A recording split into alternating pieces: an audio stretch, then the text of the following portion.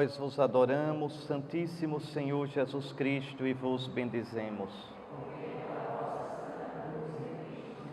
Meus caros irmãos, não esqueçam, como eu expliquei ontem, para que vocês entendam, como se organiza o tríduo pascal.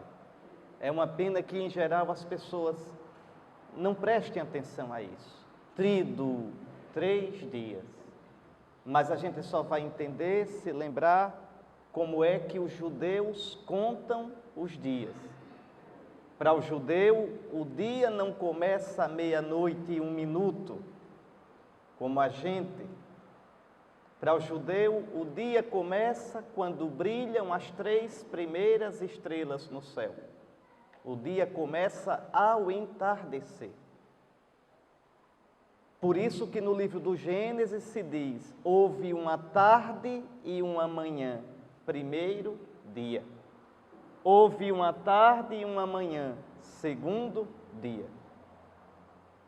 Então, o calendário judaico era lunar, não solar como o nosso. E se começa a contagem do dia na véspera. Isso entrou na liturgia cristã, ainda deixou alguns rastros. Por exemplo, todas as solenidades começam na véspera. Por que na véspera? Pelo costume judaico. O domingo começa ao entardecer do sábado. Vejam, isso é um costume judaico que entrou na nossa liturgia. Então, qual é o primeiro dia do tríduo? A quinta sexta-feira santa. O tríduo começou ontem à tarde, mas ontem à tarde já é hoje. Vejam, o primeiro dia do tríduo começou ontem à tarde e termina hoje à tarde. E eu explicava a vocês o que se celebra neste primeiro dia do tríduo. Tem que entender um pouquinho antes a Páscoa dos judeus. A Páscoa dos judeus tem 3 partes. Os judeus eram escravos no Egito. Primeira situação. Deus os fez atravessar o mar. Segunda situação.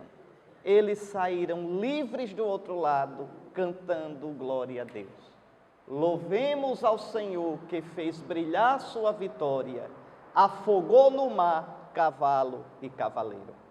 Vejam, os judeus passaram da escravidão no Egito, onde eram ninguém, onde eram não povo, onde eram escravos, para a liberdade. Mas passaram atravessando o mar, e o mar significa morte. O mar significa tragédia. Salvai-me, ó Deus, porque as águas até o meu pescoço já chegaram. Vejam, o mar significa a morte. Do mesmo modo, Jesus fez a Páscoa dele. Jesus saiu deste mundo como os judeus, os israelitas saíram do Egito. E para Jesus esse mundo era uma escravidão? Era. Porque ele, sendo Deus, abaixou-se, esvaziou-se, fez-se pobre para nos enriquecer. Ele, o que é que São Paulo diz?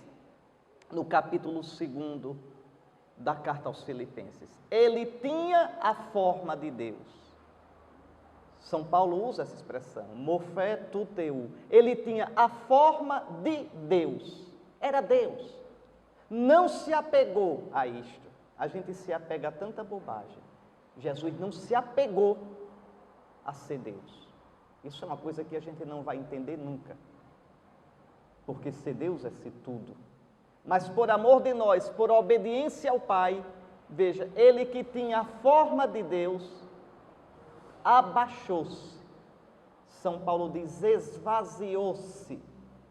É quem esvaziou-se, murchou e tomou a forma de servo. Morfé tudulu, a forma de servo. Tomou a nossa forma, a forma de escravo. E São Paulo diz, tendo a forma, sendo encontrado na forma de homem, de servo, humilhou-se ainda mais. A humilhação de Jesus, é impossível alguém se humilhar mais do que Jesus. Ele humilhou-se ainda mais, já tinha forma de servo. Olha, de Deus para servo é uma humilhação sem tamanho, porque a glória de Deus é infinita. É infinita. Imagine você dizer, eu vou, por amor às baratas, tomar a forma de barata, ser um inseto. Ser um inseto, viver vida de barata. Seria uma humilhação terrível para o ser humano, com tudo o que é próprio de barata. Jesus fez muito mais. Jesus, tendo a forma de Deus, Criador infinito, tomou a forma de homem, de servo. Mas não só isso, encontrado na forma de servo, fez-se obediente ao Pai até a morte. Não foi só servo, mas de morte violenta. E não só morte, porque tem morte e morte. Isso para os antigos era importantíssimo. Uma coisa era morrer honrado, outra coisa era morrer desonrado. Humilhou-se, fazendo-se obediente até a morte, e morte de cruz, que era a morte mais vergonhosa, mais ignominiosa, veja, mais humilhante, mais repugnante e mais dolorosa que existia na antiguidade. A morte de cruz, vocês não imaginam a vergonha que era, tanto que os romanos puniam os maiores criminosos com a morte de cruz. Um cidadão romano não podia ser crucificado, era ultrajante. Um cidadão romano, por criminoso que fosse, jamais seria crucificado. É a morte de escravo, é a morte da gentalha, é uma morte vergonhosa, você fica exposto, e é uma morte em banho-maria. Como é que um crucificado morre? Ele morre por asfixia. A gente coloca na cruz um pezinho para Jesus se apoiar, mas não existia aquele pezinho. Ali é que está o segredo da morte de cruz. Vejam, à medida, um crucificado, ele fica pendurado. Ele fica pendurado. E como é que ele tem que se apoiar? Tem que se apoiar nos pulsos, onde os pregos ficam, e nos pés. É um prego só aqui, um pé sobre o outro. Agora vejam, quando a dor começa, e deve ser terrível, ele começa a descer, para aliviar os pés, vejam. E aí então, quando ele desce, falta-lhe o ar para respirar. Não tem mais força para respirar. E aí então ele faz isso, ele tenta, impulsionando, apoiando-se nos cravos, subir, para pegar o ar, puxar o ar. É uma dor tremenda. Cada vez que ele faz isso, ele vai tendo menos força. Ele vai conseguindo subir menos e ficar menos tempo em cima, até que não sobe mais e morre por asfixia. Então, era a morte mais vergonhosa, pois o nosso Salvador Jesus Cristo, vejam, tomou a condição de servo humana, fez-se obediente até a morte e morte de cruz. De cruz. Então, Jesus, pelo simples fato de se ter feito homem, ele já está numa condição de escravidão. Tanto que Jesus, se não morresse na cruz, morreria de doença ou morreria pela idade. Ele não tinha como escapar da morte, porque ele se fez mortal. Ele teve tudo que nós temos, menos o pecado. Não diminuam nunca, não desbotem nunca a verdade da humanidade de Jesus. Ele viveu tudo o que nós vivemos no nosso corpo, na nossa psicologia. A diferença é que ele não tinha as desarrumações psíquicas que nós temos, marcas do pecado. E ele viveu tudo o que nós vivemos na sua alma: solidão, medo, tristeza, angústia. Ter que se abandonar nas mãos de Deus sem saber tudo. Lembre o que diz o Evangelho. Ele cresceu em estatura, em sabedoria e em graça. em tudo semelhante a nós, menos no pecado, porque o pecado não é humano. Se o pecado fosse humano, ele também teria assumido o pecado. Mas o pecado é desumano. Quando Deus nos criou, não nos criou com o pecado. O pecado, pelo contrário, é algo que entrou depois e nos desumaniza. Se o pecado fosse humano, quanto mais eu pecasse, mais humano ficaria. E o pecador máximo seria o humano perfeito. Não, o pecado nos desumaniza. O pecado, tanto que vocês sabem por experiência, quando não combatem o pecado é como um ente que vem a nós e se apodera de nós, como uma força que me escraviza. A ponto de São Paulo dizer em Romanos 7, veja, eu não faço o bem que quero e faço o mal que não quero. Quem me livrará deste corpo de morte, desta situação de pecado? Então vejam, Jesus é mais humano que nós, porque Jesus não tem o pecado que nós temos. Mas sem ter o pecado, ele vivendo no meio de uma humanidade pecadora, num mundo marcado pelo pecado, ele sofreu as consequências do pecado. Do pecado. A ingratidão, a incompreensão, a traição. Os cansaços da vida. A complexidade de viver.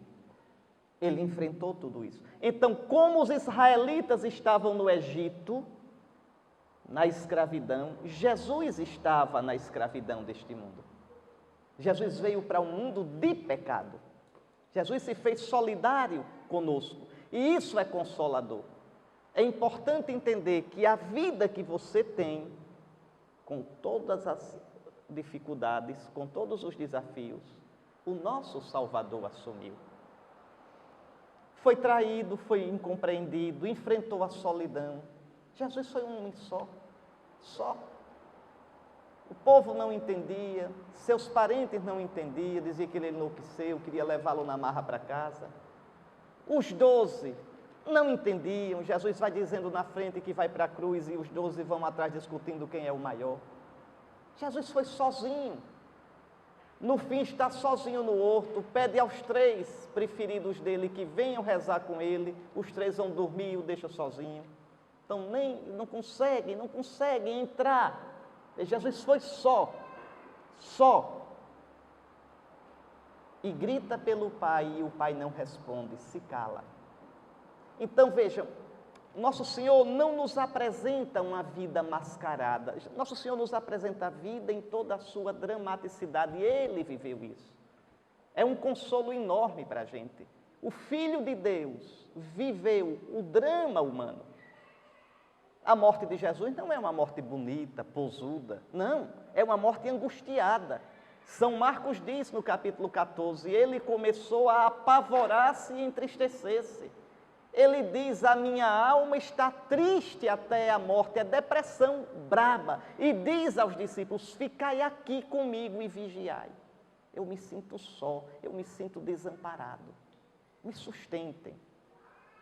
Como a gente às vezes precisa de um sorriso, de uma palavra de apoio, de alguém que diga, o que é que você tem? Jesus precisou disso. O Filho de Deus, Deus eterno, precisou disso. E não encontrou. Então a morte de Jesus não é uma morte posuda. Sócrates, quando foi condenado a beber cicuta, acusado de corromper os jovens de Atenas, Sócrates, antes de morrer, recebeu os amigos, fez todo um discurso filosófico sobre as vantagens da morte e depois tomou a cicuta dele e morreu, veja, em grande estilo. Jesus não morre assim. É uma morte feia, porque é a morte pelos nossos pecados. Não é assim, não é a libertação da alma, não é isso. Não, a morte é o perigo de cair no nada, no absurdo, no inferno. A morte é o perigo de perder Deus. Jesus morre, aquela morte que mostra o pecado do mundo. Um mundo que se fecha para Deus. Um mundo que vai ficando feio, solitário, embrutecido, porque longe de Deus que é nossa vida. Então vejam, esse é o primeiro dia do tríduo. Jesus está na escravidão da morte e vai se entregar por nós. Eu dizia ontem, ele se entregou por nós. Entregou-se na ceia e poucas horas depois entregou-se na cruz. É a mesma entrega, uma carnalmente, materialmente e a outra liturgicamente. Aqui vocês veem que a liturgia cristã é cheia de realidade. O que ele fez na cruz, fez na ceia. Na cruz, repito, na materialidade da entrega. Na ceia, na verdade simbólica dos gestos, dos ritos, dos símbolos, das palavras. Tomai é o meu corpo, e ele quebra, rasga o corpo. Bebei é o meu cálice, e ele se derrama nos lábios dos seus discípulos. Fazei isto como memorial de mim. Então este é o primeiro dia do tríduo. A gente está no primeiro dia desde ontem à tarde. Nós não estamos no segundo dia do tríduo, estamos no primeiro. Ele se entregou por nós, na ceia e na cruz. É o mistério de uma entrega de amor até o fim, tendo amado os seus que estavam no mundo, infinem dilexit, e até o fim ele amou, até o extremo, até o extremo. Pronto, hoje ao entardecer, o nosso Salvador deixa este mundo. Onde foi que Cristo deixou o mundo? Qual foi a brecha pela qual Cristo saiu do mundo? Imagine esse mundo como uma bolha, e Jesus está dentro dela, nós todos estamos dentro da bolha. Para sair dela tem que encontrar um buraquinho para passar. E para outro mundo, qual foi esse buraquinho? Qual foi a porta para sair do mundo? A cruz. Ali pregaram Jesus, no dia 7 de abril do ano 30, pelas 3 horas da tarde, quando no templo se matavam os cordeiros pascais. Vejam, estava o cordeiro pascal pendurado na cruz. Pelas 3 horas da tarde, ele saiu do mundo. O que foi que ficou na cruz? Não foi mais Jesus. Pregaram Jesus na cruz, desceram da cruz o cadáver de Jesus. Atenção, Jesus não desce da cruz. Tiram um cadáver não é uma pessoa. Atenção para isso, são coisas que a gente tem que entender. E Jesus, onde está? O corpo dele, o cadáver dele vai ser descido da cruz e colocado no túmulo. Mas a alma humana de Jesus, igualzinha a nossa, a alma que se angustiou, que ficou triste até a morte, que teve medo, onde está a alma humana de Jesus? Na mansão dos mortos. Mansão dos mortos não é o túmulo, mansão dos mortos é o estado de morte, aquilo que os judeus chamavam de Sheol, e que o Novo Testamento chama, pegando a linguagem grega, de Hades, a morada dos mortos. A situação de morte, a situação que nós vamos experimentar. Só que o Senhor nos arranca de lá, porque para isso Ele veio. A gente não fica no Hades mais, acabou-se, Ele nos arranca. Mas Ele entra, veja, então, aí Jesus entra, prestem bem atenção, que aqui é o segundo dia do tríduo, que começará hoje à tardinha. Jesus entra no mar da morte. É o que a gente vai celebrar no anoitecer de amanhã para depois, o terceiro dia do tríduo. No meio da noite, a vigília pascal não pode ser celebrada com o sol. Vejam, depois que o sol se esconder, no meio da noite, a gente vai ver o círio aceso. Círio virgem, novo. porque simboliza o Cristo, o novo Adão, nova criatura, o homem novo. E no meio da noite a gente vai escutar: eis a luz de Cristo. A mesma coisa que houve naquele domingo da ressurreição. Na escuridão do Sheol, do Hades, da mansão dos mortos, das trevas, Deus soprou o seu Espírito e ressuscitou Jesus dentre os mortos. Jesus atravessou o mar da morte e saiu do outro lado. Jesus não voltou a esta vida. A esta vida Lázaro voltou e morreu depois. O filho da viúva de Naim voltou e morreu depois. A filha de Jairo voltou e morreu depois. A esta vida Elias fez voltar um jovem, filho de uma mulher que o hospedava. Isso não é ressurreição, no sentido teológico profundo. Ressurreição, o primeiro foi Jesus. É vencer a morte de vez. Não é voltar a esta vida, não é voltar para trás, desculpem a redundância, é ir para frente. Jesus venceu. Imagine se no meio do mar os israelitas dissessem: vamos voltar para o Egito. Não tinham sido libertados, tinham voltado, grande coisa. Ah, mas a gente ficou livre do mar. Ficou livre do mar da morte e voltou para cá, para a escravidão. Não. O que Jesus fez foi uma coisa que ninguém tinha feito.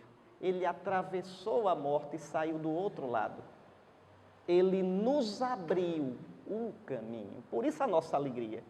A nossa alegria não é só porque Jesus ressuscitou. Isso não seria motivo para a alegria nossa, não. A nossa alegria é como São Paulo diz na 1 aos Coríntios, capítulo 15. Cristo ressuscitou como primícias dos que adormeceram. Ou seja, Ele é o primeiro de uma colheita toda. O que são as primícias? É o primeiro bocado que você pega, que representa a colheita toda. Cristo são as primícias. Olha a colheita. Cristo ressuscitou como primícias dos que adormeceram. Como no velho Adão todos morrem, no novo Adão todos terão a vida. Vejam, nós somos um povo que vai atravessando o mar da morte. Cada cristão que sai desse mundo, ele não sai para ficar na morte. Ele sai para atravessar o mar da morte e ir para a vida do Pai. Em Cristo e com Cristo ressuscitará. Eu sou a ressurreição. Quem crê em mim, ainda que esteja morto, viverá. Então é isto o tríduo pascal. Ontem à noite e hoje até o entardecer. Primeiro dia, ele se entregou até a morte. Do entardecer de hoje até o entardecer da manhã, o sábado santo, ele entrou na morte, ele experimentou a morte, a humilhação da morte, ele ficou na morte.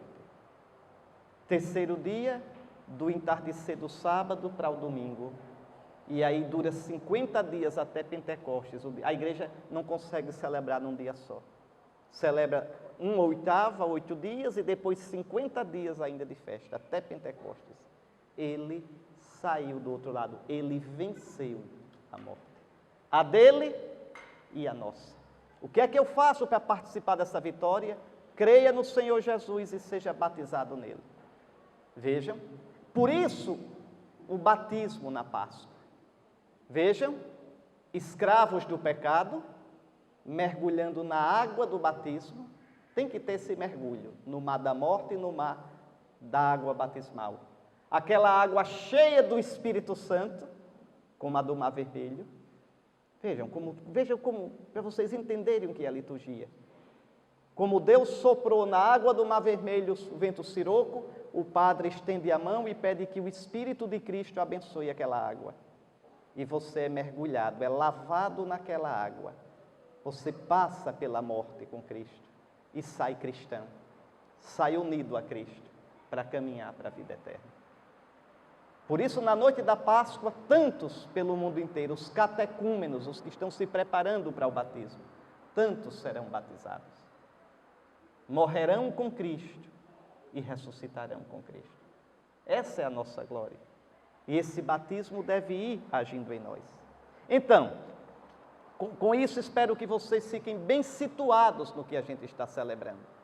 Porque, em geral, na cabeça dos cristãos, o que é a Semana Santa? Um bocado de celebração assim solta, como se fosse um drama, seguindo a paixão de Cristo. E não é isso. Se fosse um drama, vocês iam assistir em algum lugar aí que tem um teatro com a paixão de Cristo. Não é isso. É um mistério ritual, veja, cheio do Espírito de Cristo, pelo qual eu posso de verdade entrar na paixão, na morte e na vitória, na ressurreição de Cristo. Então, a liturgia de hoje não há missa, é um dia alitúrgico. Desde ontem, após a missa da ceia do Senhor, tira-se a água benta das pias da igreja, não pode ficar água benta nenhuma, porque a água benta lembra o nosso batismo. A igreja hoje e amanhã não pode celebrar sacramento, só celebra o sacramento da confissão e a unção para doentes graves. Pronto. Nenhum outro sacramento. Não pode celebrar missa, não pode fazer casamento, nada da bênção de inauguração, nada. Vejam, desde a missa na ceia do Senhor ontem, vocês viram que na hora do glória tocou-se o sino. E aí o sino se cala, só se pode tocar a madeira, a matraca, que era um modo de chamar o povo, não existia relógio, se chamava com o sino, na Semana Santa no tríduo com a matraca, que é um modo de falar mais baixo, sem o júbilo, sem a pompa do sino, quase silencioso, quase dizendo fulano, mas bem baixinho, colocando a mão na boca. É esse o sentido.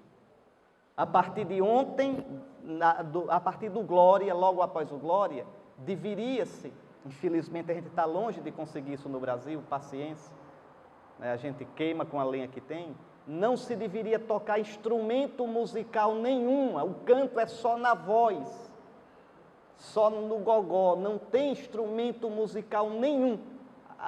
A rubrica é clara, o instrumento só para sustentar o canto, para não sair do tom, para não descer o tom. Veja, isso na liturgia, não estou falando dentro do rito litúrgico. Então é só a voz humana, aquela coisa grave, aquela coisa pobre, aquela coisa austera. Não é brincadeira, o Senhor entrou na morte. Isso não é brincadeira. Então descobre-se o altar, porque não há celebração da missa. Só são 2 dias no ano nos quais a igreja não celebra a missa, sexta e sábado. Que, como eu expliquei, é um dia só. A sexta, veja, e o sábado até o anoitecer. Então, não se celebra. Não se celebra. Por quê? O que é que Jesus diz? Dias virão em que o esposo será tirado, então jejuarão. A gente jejua de celebrar a Sagrada Eucaristia, o sacrifício de Cristo. Hoje e amanhã são dias alitúrgicos, sem liturgia. O povo se reúne pelas 3 horas da tarde, essa é a hora certa. Ontem a hora certa da missa da ceia era 5, veja, o entardecer, e hoje às 3 da tarde. Nas paróquias isso se muda de acordo, porque tem o trabalho do povo, o mundo mudou muito, tem a segurança nas grandes cidades, então muda o horário, às vezes à noite, mas nunca antes das 3 da tarde. Então, às 3 da tarde, nós nos reunimos para a solene celebração da paixão do Senhor, que consiste em 3 coisas bem simples. O que significa essa cruz? Então, a gente se reúne para a liturgia da palavra, escutando a palavra de Deus. A gente vê a cruz, entender aquele desastre com o olhar de Deus e não com o nosso. Como a gente deve entender os desastres da nossa vida, os apertos da nossa vida, com o olhar de Deus e não com o nosso. A gente deve aprender a olhar o mundo a partir do olhar de Deus e não do nosso. Porque o que é loucura de Deus é mais sábio do que a sabedoria do mundo. Então, a liturgia da palavra, que termina hoje com uma oração solene. Solene, os cristãos, como que aos pés da cruz, intercedem pela humanidade toda, pelo Papa, pela Igreja, pelos bispos, pelos que não creem em Cristo, pelos que não creem em Deus, pelos irmãos nossos separados da unidade visível da Igreja de Cristo, que é a Igreja Católica. A gente reza pelos que viajam, pelos poderes públicos, pelos que vão se batizar na noite da Páscoa, os catecúmenos. Então é a grande oração de intercessão que a Igreja, olhando o seu sacerdote Jesus no altar da cruz, se oferecendo, a Igreja ousa pedir. É a primeira parte da celebração de hoje.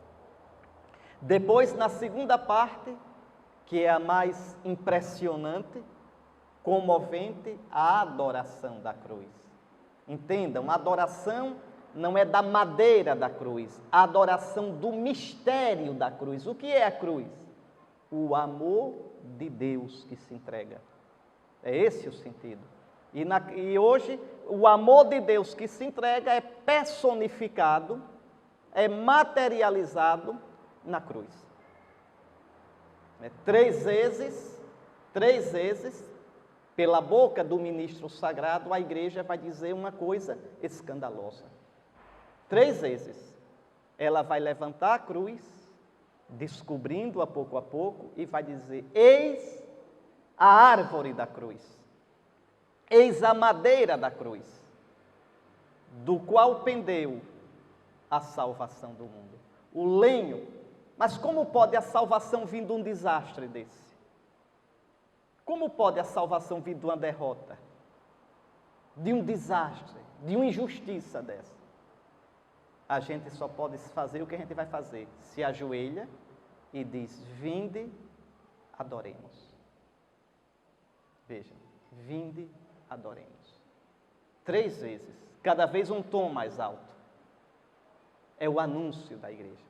Na noite da vigília, 3 vezes, no mesmo lugar onde o ministro disse: eis o lenho da cruz, ele vai dizer: eis a luz de Cristo.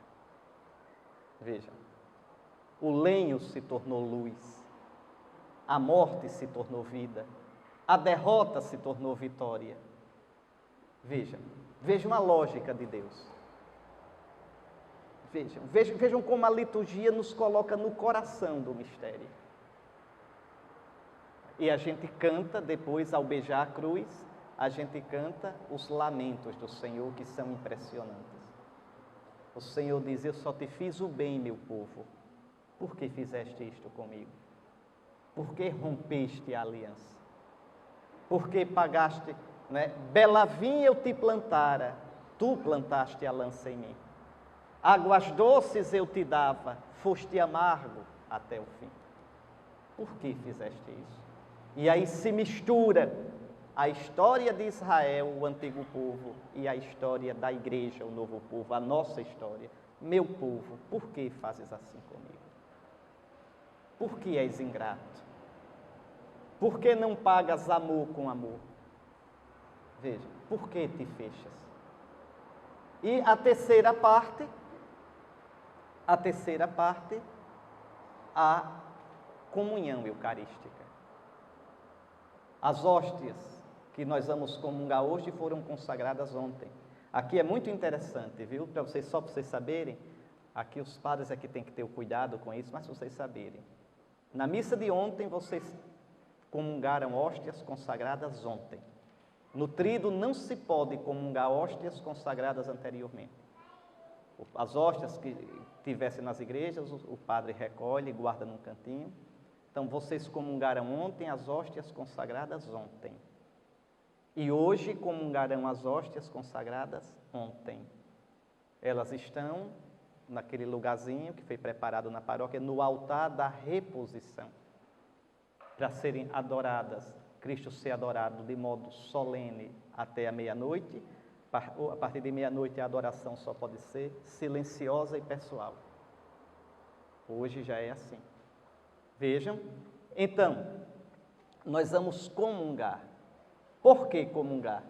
Porque o Cristo imolado já não morre. O nosso Senhor está vivo. Nós celebramos ritualmente a sua morte. Nós recebemos a graça da sua morte. Mas Ele está vivo. E nós vamos comungá-lo imolado e ressuscitado na Eucaristia, vivo. Então a gente comunga, e aí é a terceira parte. É esse o rito hoje. Vejam, e eu queria agora meditar rapidamente sobre alguns aspectos dessa liturgia de hoje. Primeiramente, observe quando vocês chegarem hoje na celebração, como é grave, é bonito demais a liturgia. Hoje não tem em nome do Pai, hoje não tem a graça de nosso Senhor Jesus Cristo esteja convosco, não. Hoje o celebrante entra em silêncio, se prostra. Aquela prostração, o que significa? É o modo de adoração mais profundo na liturgia. Na liturgia você pode fazer uma reverência, você pode se ajoelhar, ou você pode se prostrar. Você se colocar no nível do chão. Mais para baixo do que a prostração não existe. Veja, é você prostrado humildemente diante da grandeza de Deus, da grandeza do mistério. Então o celebrante se prostra e toda a assembleia se ajoelha, adorando o mistério da cruz do Senhor. E aí é interessante, essas coisas os católicos devem reaprender a saborear. Aí o padre vai lá para frente, não diz oremos, não diz nada, nada, nada. De modo cru, duro, ele diz assim, sem nem olhar para a gente, sem nem olhar para a assembleia. Ó Deus, foi por nós que o Cristo, vosso Filho, derramando o seu sangue, instituiu o mistério da Páscoa. Eu já expliquei a vocês que o sangue é a vida. Derramar o sangue quer dizer eu me derramar, eu me dar todinho. Vejam a nossa Páscoa. É Cristo se dando todo. É Cristo tendo sua vida arrancada de modo tão violento. Ó Deus, foi por nós que o Cristo, vosso Filho, se derramando, se quebrando, se gastando, instituiu o mistério da Páscoa. Lembrai-vos sempre de vossas misericórdias.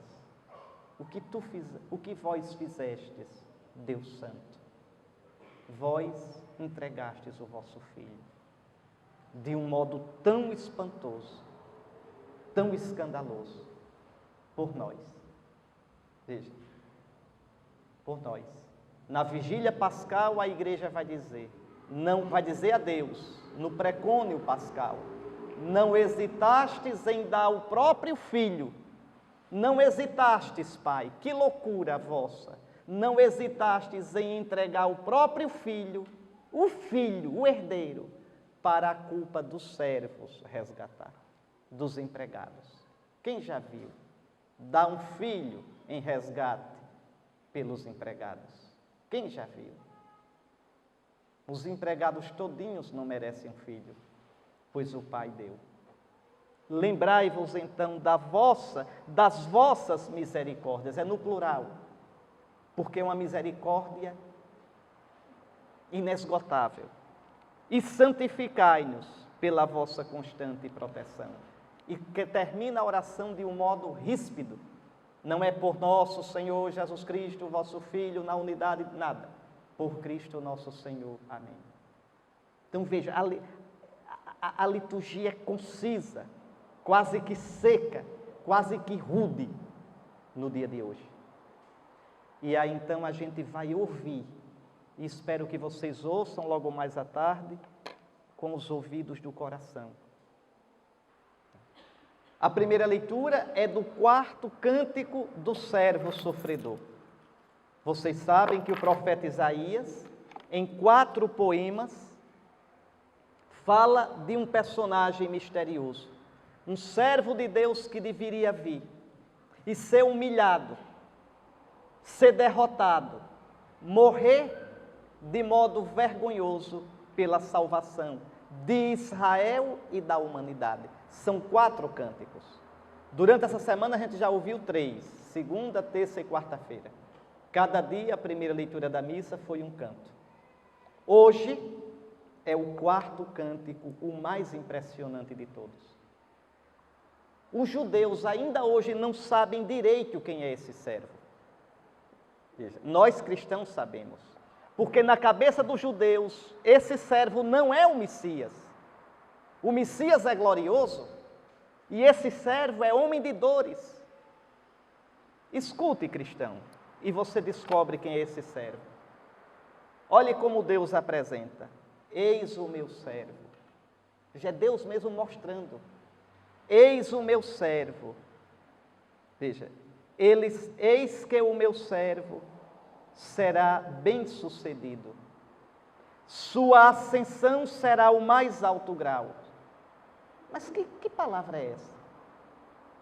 Jesus foi bem-sucedido? Foi, meus irmãos, foi. Jesus pode dizer, Pai, e ele diz no capítulo 17 de João, na última oração dele, Pai, terminei a obra que tu me deste. Que coisa, terminei a obra. Vejam, e antes de entregar o Espírito, ele vai dizer, está consumado. Ou seja, eu fiz tudo que tinha para fazer. Eu cumpri, Pai, a tua vontade. Que coisa impressionante. Vejam. E aí se entrega. Nas tuas mãos eu me entrego. Agora, Pai, é contigo. A minha parte eu fiz. Agora eu me coloco nas tuas mãos. Cabe a ti a última palavra. Tu não falaste até agora, gritei por ti e tu te calaste. Eu continuo confiando. Como diz Jó, ainda que ele me mate, eu esperarei nele. E o Pai vai falar, ressuscitando Jesus. Vejam. Mas escutem. Ele será bem-sucedido, o meu servo. Sua ascensão será o mais alto grau. É verdade. Deus lhe deu o nome acima de todo nome. Só a gente repete tanto isso, mas às vezes não entende. Qual foi o nome que o Pai deu a Jesus? O nome de Kyrios, em grego. Senhor.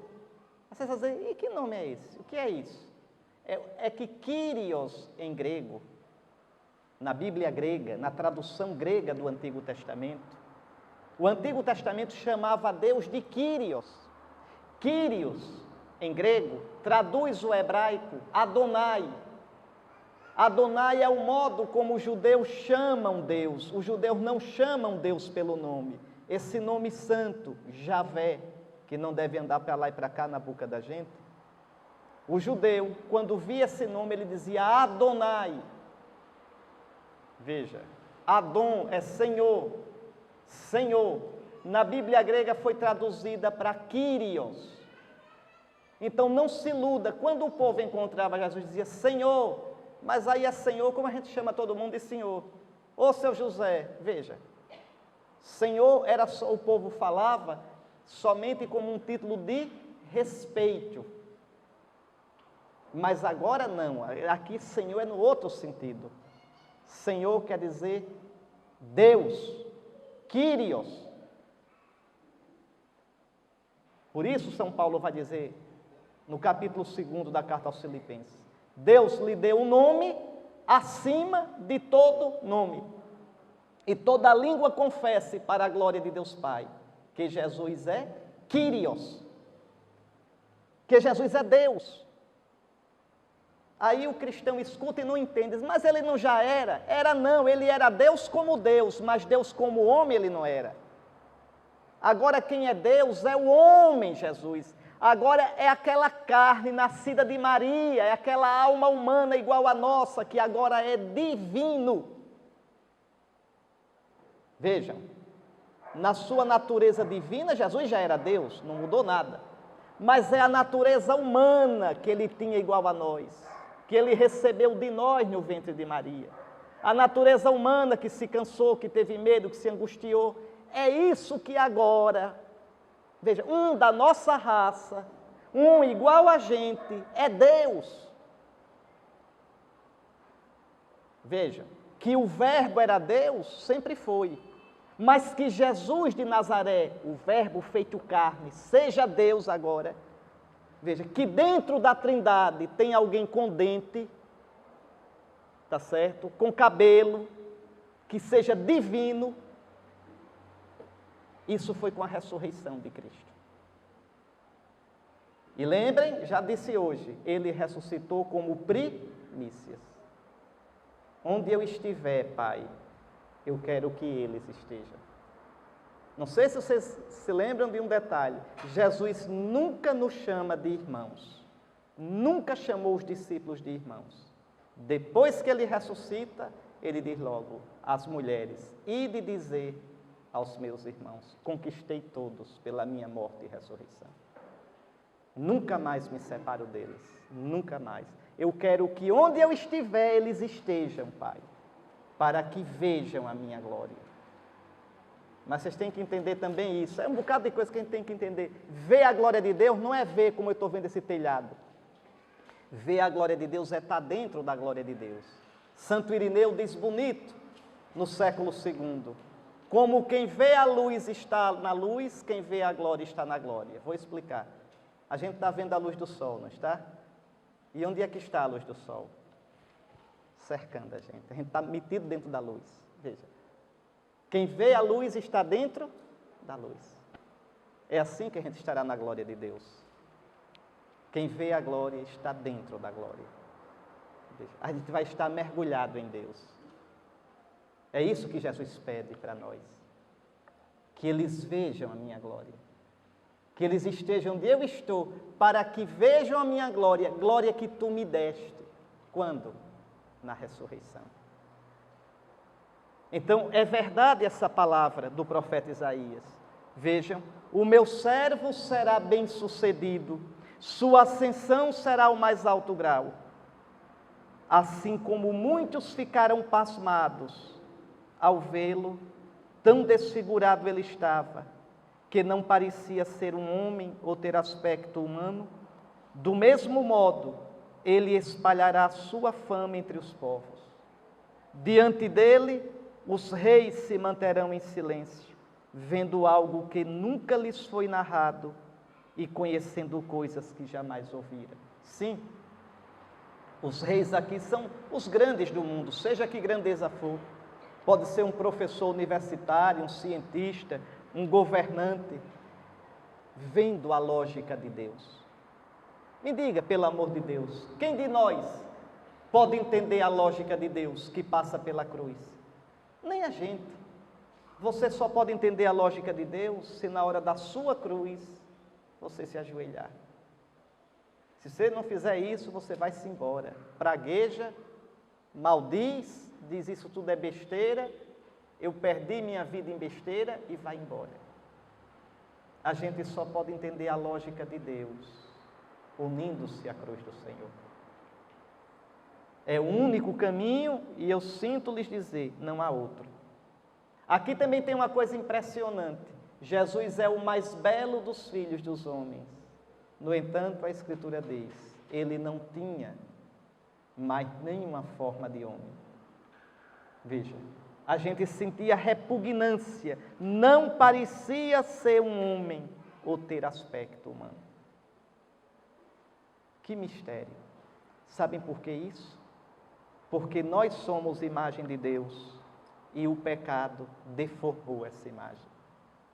Na verdade, Jesus na cruz, deformado pela cruz, ele mostra o que nós nos tornamos. Deformados pelo pecado. Veja, é preciso que a gente se deixe replasmar por Cristo, para sermos transformados em Cristo. Recuperar todo o esplendor da imagem de Deus que ficou ferida em nós.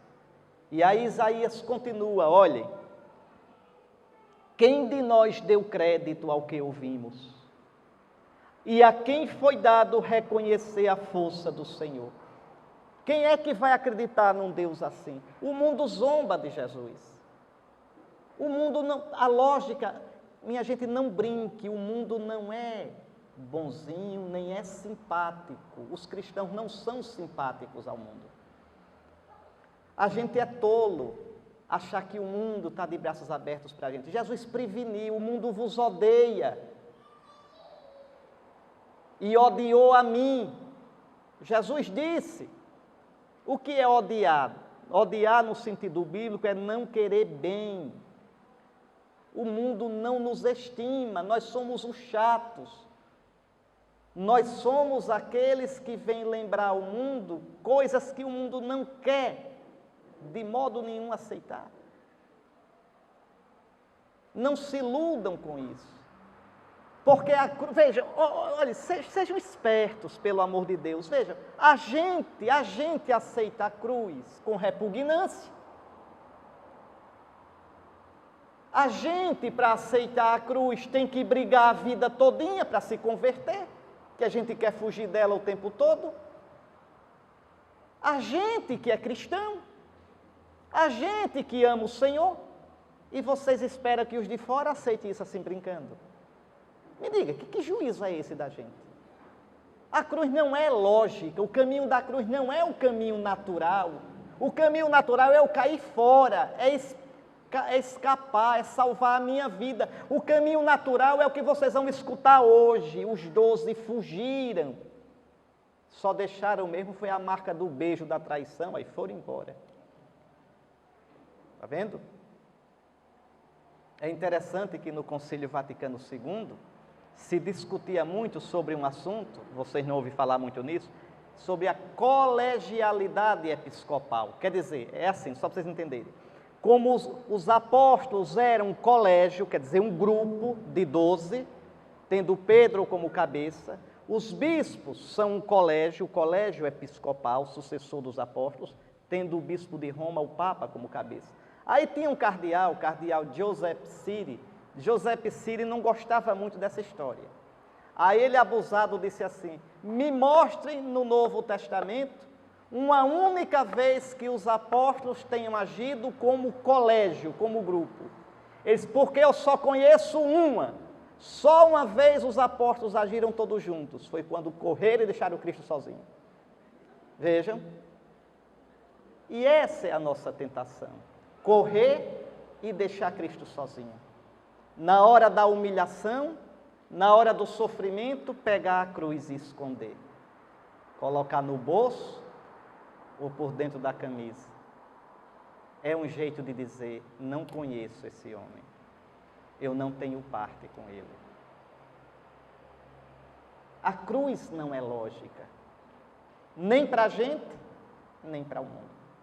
Quem acreditou, veja, naquilo que ouvimos, que o Filho de Deus, que o Messias seria crucificado. Quem engole isso? Eu insisto, querem fazer experiência do que é o escândalo da cruz? No sofrimento, no próximo sofrimento de vocês. No próximo momento difícil da vida, porque eles vêm, né? A gente passa por períodos horríveis na vida, horríveis. Pois bem, quando tiverem assim, no próximo período que vocês estiverem assim, se acabando, chorando, vendo tudo fechado, vocês olhem para a cruz e digam, Senhor, é isso, né? Veja, e vê se vocês gostam daquilo. A cruz a gente suporta e abraça por amor de Jesus, como Jesus abraçou a dele. Então não esperem, veja, a lógica de Deus o mundo não aceita. Não aceitará nunca, porque para aceitar Cristo tem que existir uma coisa chamada conversão. Isso é para mim que sou bispo, isso é para vocês. Ninguém aceita Cristo, que beleza, que lindo, nada, Jesus faz, convertei-vos. Se é beleza, se é lindo, deixe seu pecado, deixe sua vida do seu jeito e venha viver do meu jeito. E aqui a porca torce o rabo. Aqui, muitos balançam a cabeça e dizem, não, essa palavra é dura. E Jesus não muda, não dá desconto nem faz abatimento. Olha e diz: vós também quereis ir embora. Então esse é o Evangelho, não existe outro, outro é mentira. Não existe Evangelho bonzinho, mansinho, simpático. Não existe. Existe um Jesus que me diz: o reino chegou. Olha o reino na cruz, olha o reino na glória. E depois diz: convertei-vos e crede nesse Evangelho. Por que é que para celebrar a Páscoa a gente tem que passar 40 dias examinando a nossa vida, fazendo penitência e rezando mais? Porque a gente precisa de conversão. Porque nenhum de nós, a começar por mim, nenhum de nós é o cristão como nosso Senhor espera que seja. Porque diante de nosso Senhor, diante da cruz de Cristo, todos nós somos deficitários. Todos nós, todos nós. Porque é que toda missa começa com, pedindo perdão? Por minha culpa, minha tão grande culpa. Porque é que antes de comungar a gente diz: Senhor, eu não sou digno. Vocês acham que isso é teatro? Veja, isso somos nós, é a igreja se reconhecendo deficitária diante do Senhor.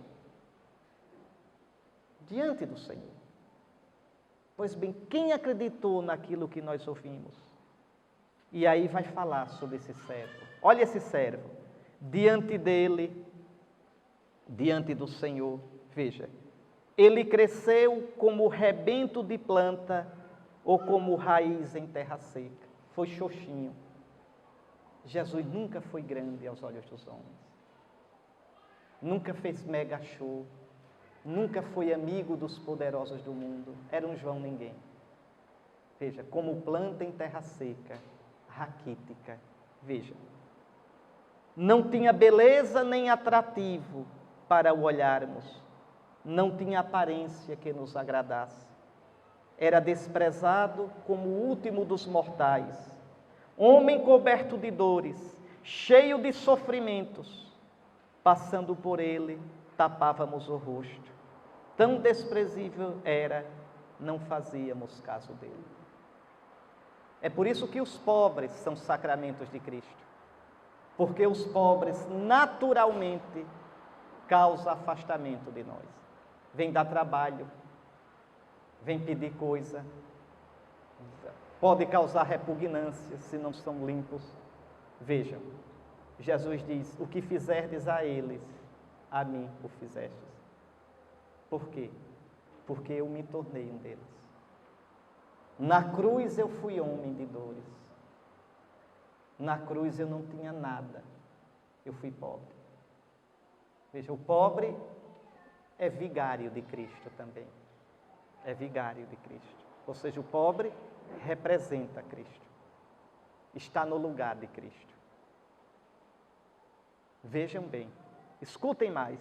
Por isso mesmo, no Tríduo Pascal, é imprescindível que a gente lembre de fazer algo pelos pobres. Lembre de um gesto de caridade. Na Quaresma, no Tríduo Pascal e na vida toda. Bom, a verdade é que ele tomava sobre si as nossas enfermidades e sofria ele mesmo as nossas dores. E aí as feridas todas. Olhe o seu coração. Você não é o que gostaria de ser. Seus sentimentos não são tão bonitos como você gostaria e como você parece ser. Quantos pensamentos sujos, de tantos modos. Quantos desejos descontrolados, desarrumados. Quantos sentimentos desencontrados. Nós somos isso. Ele tomou sobre si mesmo as nossas dores. Como seria bom que hoje a gente procurasse não se mascarar diante de Deus, mas ter a coragem de se olhar com toda a nossa pobreza, com todas aquelas coisas que a gente preferiria esquecer, nem se lembrar que tem, e lembrar que tudo isso o Senhor tomou sobre si naquela cruz. Como seria bom que hoje a gente dissesse: eu te entrego essas coisas, Senhor. Eu te entrego. E me proponho a deixar que tu me laves com teu sangue. Que tu me purifiques com o fogo do teu Espírito, o fogo do amor com o qual tu te entregaste. Como seria bom. Como seria bom. Pois bem, mas ele foi ferido por causa de nossos pecados, esmagado por causa de nossos crimes. A punição a ele imposta era o preço da nossa paz, e suas feridas o preço da nossa cura. É por isso que no domingo da ressurreição vocês vão ouvir: Jesus entra, diz: a paz. Vejam, a paz de Deus eu vos trago, e mostra as mãos e o lado. Olha aqui, o preço da nossa paz está aqui. Vejam, foi a sua ferida. Veja, a punição a ele imposta era o preço da nossa paz, e suas feridas o preço da nossa cura. Ele nos mostra o preço. Olha aqui a paz de vocês, o que me custou. Todos nós vagávamos como ovelhas desgarradas, cada qual seguindo o seu caminho. E isso a gente vê hoje no mundo atual. À toa, cada um na sua doidice, cada um no seu pecado, cada um nas suas doutrinas malucas, essa maldita teoria de gênero, essa ideologia maldita de gênero, a destruição da família, é aberração atrás de aberração, cada um seguindo o seu caminho, como ovelhas desgarradas. Vá olhar a vida dessa gente, a falta de sentido, a solidão. Quanto mais riem e gritam e mais alto falam, mais vazios são. Podem olhar. Vejam, é assim a humanidade. O Senhor fez recair sobre ele o pecado de todos nós.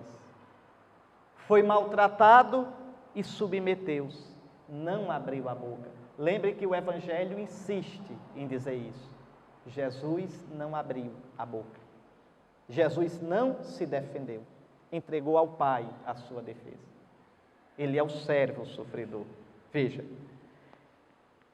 Foi atormentado pela angústia e foi condenado. Quem se preocuparia com sua história de origem? Ele foi eliminado do mundo dos vivos e por causa do pecado do meu povo foi golpeado até morrer.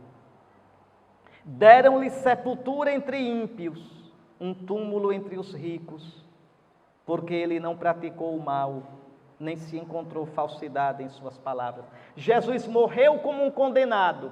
Jesus morreu uma morte de pecado, de condenado pelo pecado.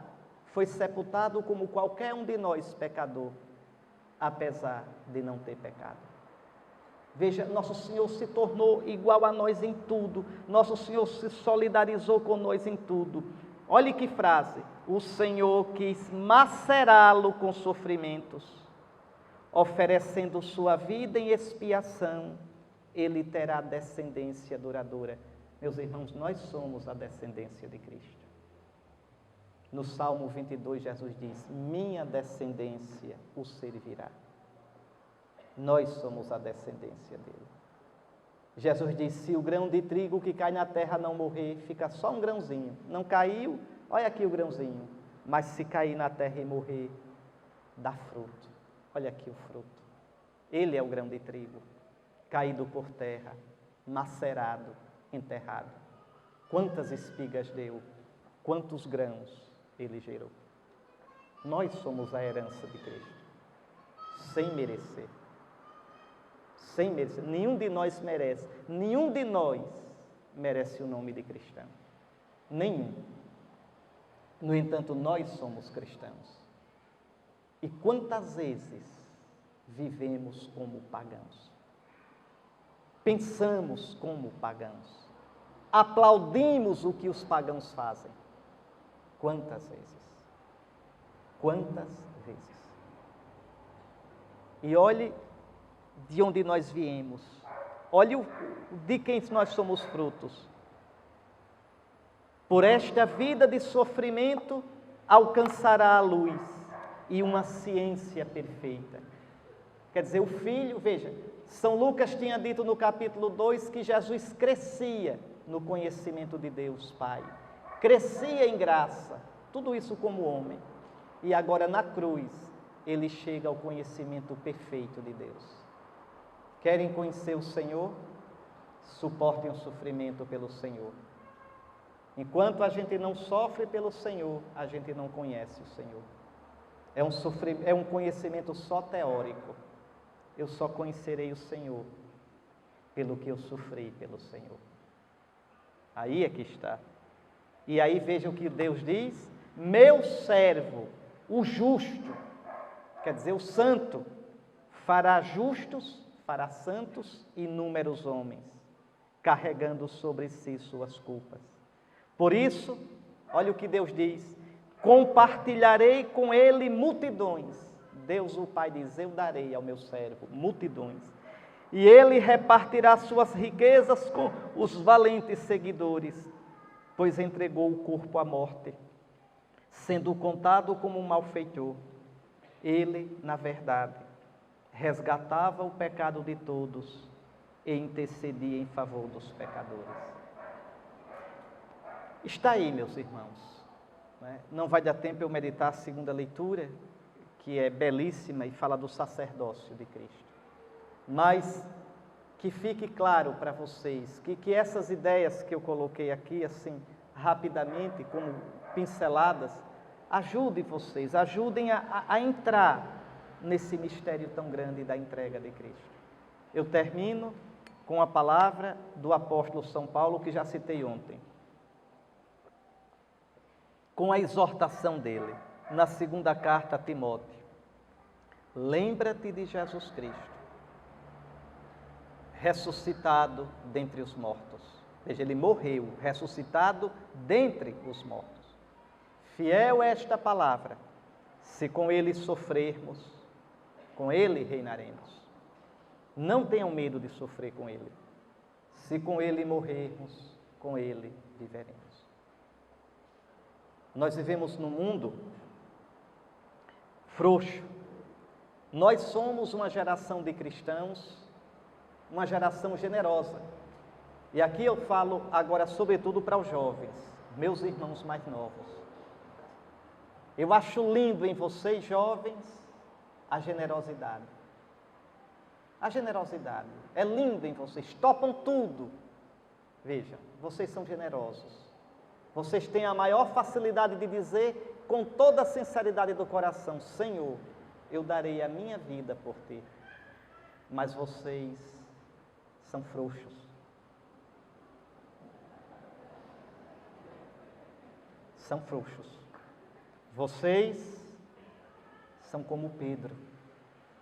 Vocês, com a geração, os jovens de hoje são assim, são uma coisa linda de generosidade, mas não persistem, não têm perseverança. Quando vem a aprovação ela vem a conta-gotas, no dia a dia, nas pequenas coisas. Muitos correm e vão-se embora. Vejam, querem ver uma coisa? O Brasil nunca teve tantos jovens querendo ser padre. Nossos seminários estão cheios. Existem dioceses que não têm vaga no seminário. Veja. Mas quantas vezes padre com 2, 3 anos de ordenado, menininho novo, larga tudo e vai-se embora? O que tem de jovens nessas comunidades de vida, de aliança, nessas novas congregações, e gostam das mais severas, é lindo. Eu mesmo me encanto com isso. Tem uma vida de pobreza, de doação, lindo. Mas eu fico olhando e rezando e me perguntando: até quando suportarão? Porque é quem perseverar até o fim que será salvo. É quem tiver a coragem de ir morrendo. Hoje vocês são jovens. Eu quero ver quando estiverem velhinhos, já com dores nas juntas, já sem poderem fazer o que faziam. alquebrados pelo tempo, enrugados. Eu quero ver se nos olhos de vocês, velhinhos, ainda haverá aquele brilho quando falam de Jesus. Vocês ainda dirão, velhinhos, eu sei em quem acreditei. Eu sei a quem eu entreguei a minha vida. Eu sei em quem eu coloquei a minha esperança. Eu sei. Ele não me decepcionará. A nossa geração precisa de perseverança. Nossa geração precisa entender que o amor verdadeiro morre pelo amado. E que um amor que não tenha coragem de morrer pelo amado não é digno do nome de amor. Não chamem de amor. Chamem de emoção, de folia, de paixão, do que quiserem. Mas não chamem, não brinquem com essa palavra, amor, porque Deus é amor. O amor, vocês querem ver o que é? Olhem o Cristo na cruz. Vocês querem entender as consequências do amor, os caminhos do amor? Olhem o Cristo na cruz. Então, eu peço isso a vocês, sobretudo aos jovens. Eu digo isso a vocês. Veja, eu já fui jovem como vocês. E sonhava em ser feliz. O maior medo da minha vida, quando era jovenzinho, era passar pela vida sem viver a vida. Era passar pela vida sem curtir a vida. Era passar pela vida sem saborear, sem viver o que a vida pode dar. O meu medo era viver uma vida que não valesse a pena. A vida é preciosa demais para a gente vivê-la com futilidade.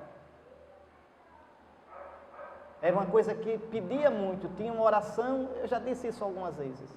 Eu era aluno marista, a gente tinha sempre um momento de oração na capela antes das aulas, e tinha lá na capela para a gente pegar uma oração pelas ocasiões.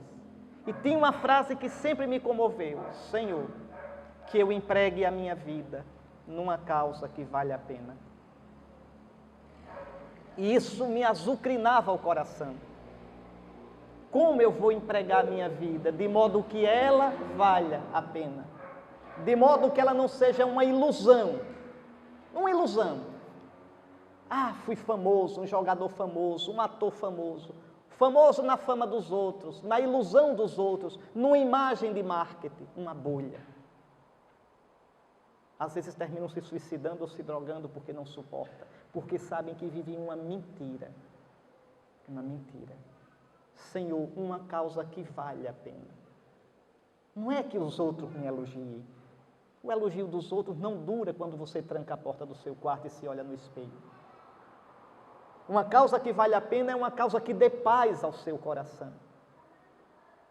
Uma causa que vale a pena é uma causa que só faça com que você saiba, se sinta que vive na verdade. Eu empreguei minha vida naquilo que realmente é a verdade.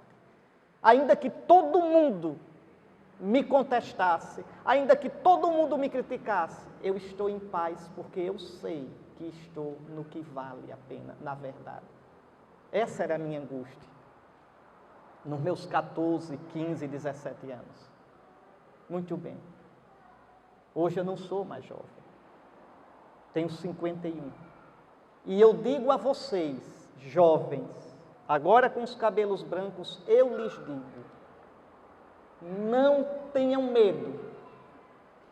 Não tenham medo de perder a vida por Jesus. Ele é a causa que vale a pena. Ou melhor, ele é a única causa que vale a pena. A única. Mas é preciso perder a vida por ele. Perder. Dói. Dói.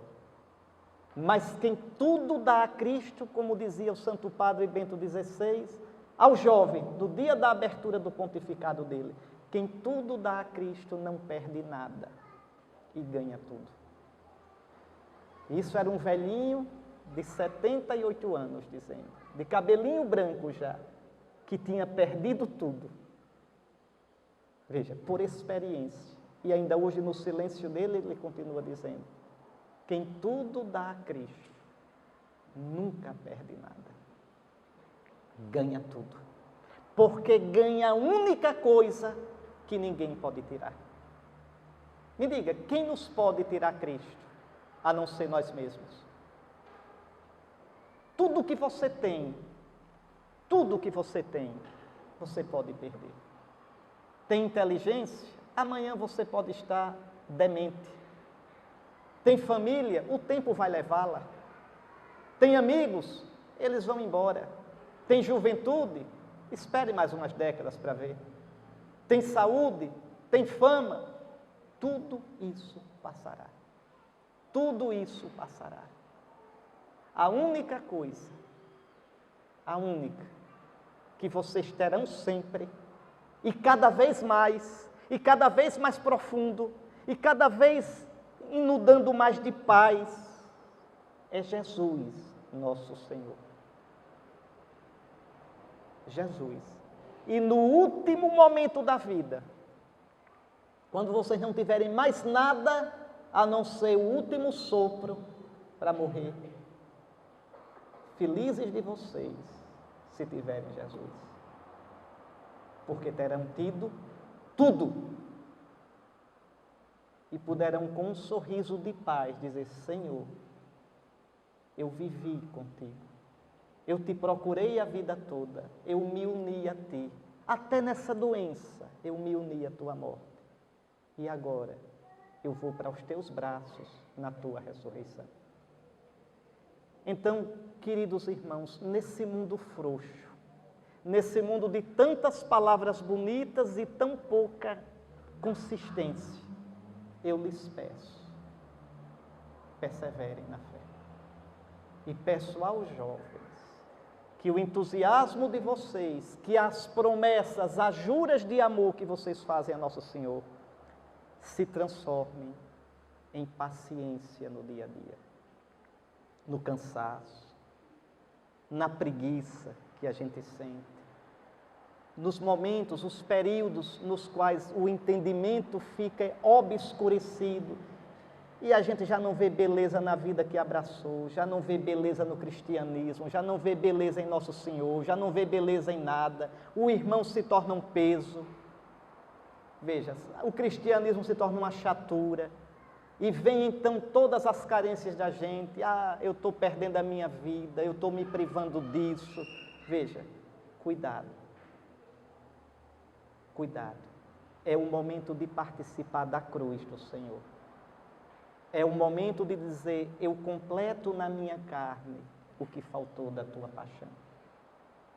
É o momento de abraçar a cruz, para ressuscitar com Cristo. Não fujas, não vás embora, não renegues o teu Senhor, porque no fundo tu estarás renegando a ti mesmo. No fundo, tu estarás te perdendo e depois estarás vazio. Essa é a parábola da cruz. É nesse mistério que a gente está mergulhado nesses dias. É esse mistério que a gente está celebrando. Pela vossa perseverança, salvareis as vossas vidas. Nós vos adoramos, Santíssimo Senhor Jesus Cristo, e vos bendizemos.